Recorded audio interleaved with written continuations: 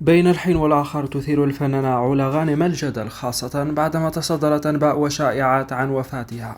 تصدر الحديث عن وفاة الفنانة علا غانم مواقع التواصل الاجتماعي ومحرك البحث خلال الساعات الماضية، وتكشف الأسبوع صحة هذا الخبر من خلال هذا الفيديو.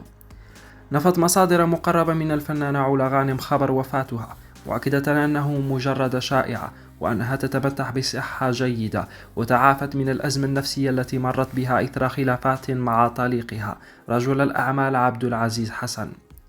كانت أصدرت محكمة الأسرة قرارا بقبول دعوى الخلع المقدمة منها ضد زوجها رجل الأعمال عبد العزيز للضرر والوجود خلافات زوجية كبيرة.